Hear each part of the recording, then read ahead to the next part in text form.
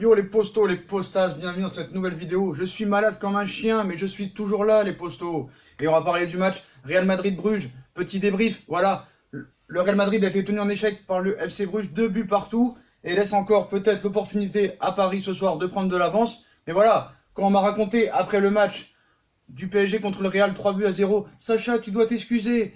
Paris a fait un grand match contre le grand Real Madrid. Tu l'as vu ton grand Real Madrid ce soir? 2 buts partout contre soi-disant l'équipe la plus faible du groupe qui a dominé toute la première mi-temps. C'est-à-dire que s'il y a 3-1 à la première mi-temps pour Bruges, bah c'est pas un scandale.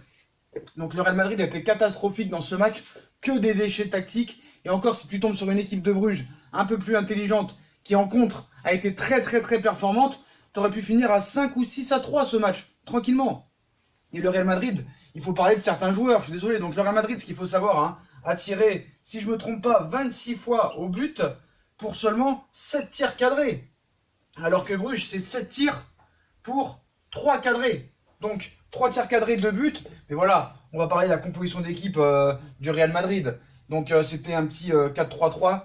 Donc nous avons Courtois dans les buts qui a été remplacé à la mi-temps par Alphonse Areola. Oui, vous ne rêvez pas. Hein. Donc est-ce que c'était un choix tactique, un choix médical? On n'en sait pas plus pour l'instant. Donc une défense à 4. Hein. Varane, Ramos dans l'axe. Nacho, Carvajal. Heureusement que tu as Ramos encore dans ce match. Casemiro, Toni Kroos, Luka Modric.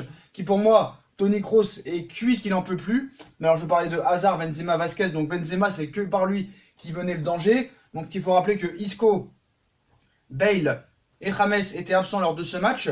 Voilà.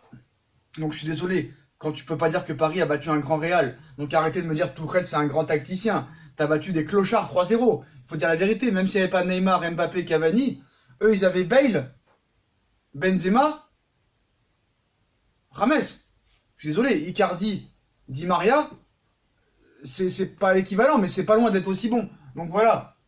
Donc bravo à l'équipe de Bruges, mais Hazard, moi je peux parler d'Hazard, je suis désolé. Donc Hazard, frérot, Hazard c'est une catastrophe. Voilà, c'est une catastrophe. Donc il a pris un jaune dans ce match, il a fait que des mauvais choix, aucune prise de risque, aucune accélération, aucun centre réussi.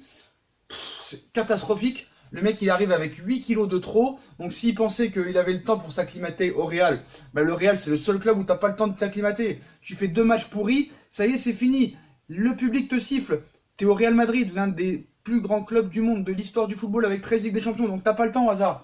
Déjà que t'as aucun match référence en Ligue des Champions, que ce soit avec Lille, Chelsea ou le Real. Ce soir, il a été catastrophique. Il faut pas oublier que 7 kilos qu'il n'a toujours pas perdu. Le gars, je suis désolé. Là, c'est la trêve internationale. Emmène-le à Merano en cure. Il va te perdre 7 kilos en 2 semaines là-bas si tu donnes l'oseille. Et puis voilà, le mec, il peut pas rester à ce point-là. Qu'est-ce qu'ils font le staff du Real Madrid, les cuisiniers, le staff médical? Il faut le faire perdre le poids, le gars. Attends, et 7 kilos en trop, il a été acheté 100 millions d'euros, les gars. 100 millions d'euros. Et c'est la seule recrue dans l'équipe. Donc, ce qu'il faut savoir, c'est que le Real Madrid a acheté Jovic, 60 millions d'euros. Il ne joue jamais. Ils ont dépensé pour 303 millions d'euros de recrutement. Il n'y avait qu'une recrue sur le terrain. Donc Zidane, on voit que maintenant, il n'arrive plus à maintenir le groupe, à tenir le groupe en laisse. Je suis désolé. Il n'y a pas de jeu. Il n'y a rien. Que du déchet ce soir. Catastrophique.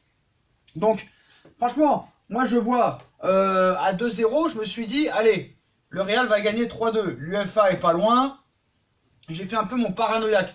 Et j'étais pas loin. À la mi-temps sur Instagram, hein, mes abonnés le sauront, j'ai annoncé un 3-2 hein, pour le Real. À 0-2, j'étais sûr qu'ils allaient revenir déjà. Le Real, c'était sûr. Et à 3-2. Pourquoi le Real est revenu? Bah, c'est pas grâce à une réaction. Hein. Faut savoir que Areola, aussi, on m'a dit, Areola a fait un arrêt. Mais regardez bien l'arrêt. Il lui tire sur lui. Quel grand arrêt. Quel grand arrêt. Ça y est, c'est devenu le plus grand gardien du monde, Areola. Il a fait un arrêt. Et comme d'habitude, comme au PSG, le mec a tiré sur lui. Donc il l'a arrêté. Même moi, je l'aurais arrêté. Faut arrêter de dire des conneries. Donc voilà. À 2-0, j'ai annoncé à tout le monde qu'il allait avoir 3-2. Donc je me suis trompé. Il y a eu 2-2. Et voilà. Le premier but de Ramos. Et bah, si vous êtes très honnête et arrêtez de me dire en commentaire, non, il n'y a pas hors-jeu. Il y a hors-jeu. Voilà. Je suis désolé, il y a hors-jeu sur le but de Ramos. Voilà. Donc, l'UEFA est pas loin pour leurs petits copains du Real Madrid. Hein, parce que le Real Madrid, pour l'UEFA, ne peut pas perdre contre Bruges.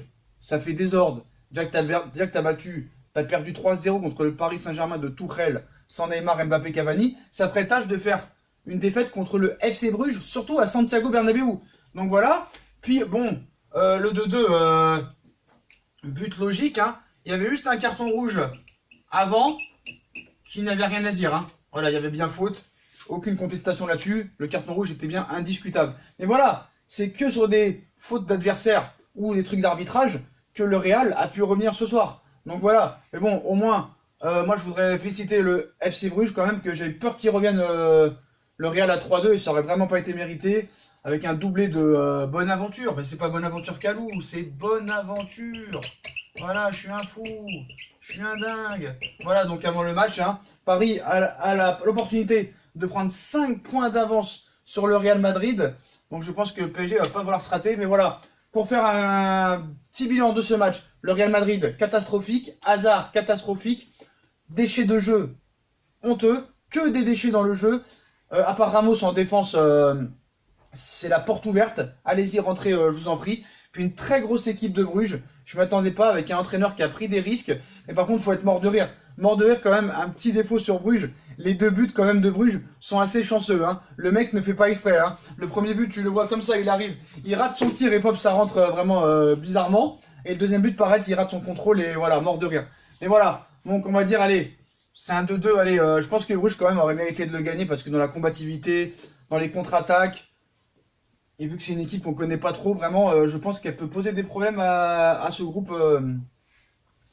vraiment au PSG et au Real.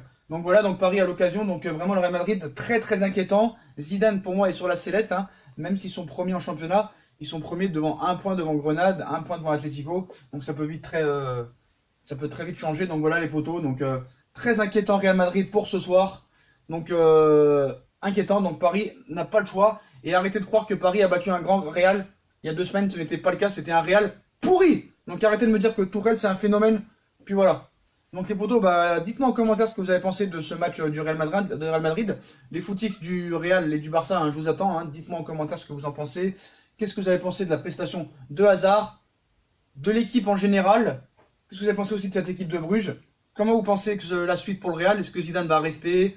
Est-ce qu'il y aura du changement? Pourquoi Jovic ne joue pas? Pourquoi les autres recrues ne jouent pas? Puis comme d'habitude, hein, on like, on partage, on s'abonne. Et n'hésitez pas à nous rejoindre sur les réseaux sociaux. Puis à tout à l'heure pour le débrief Galatasaray PSG. Tchuss les potos.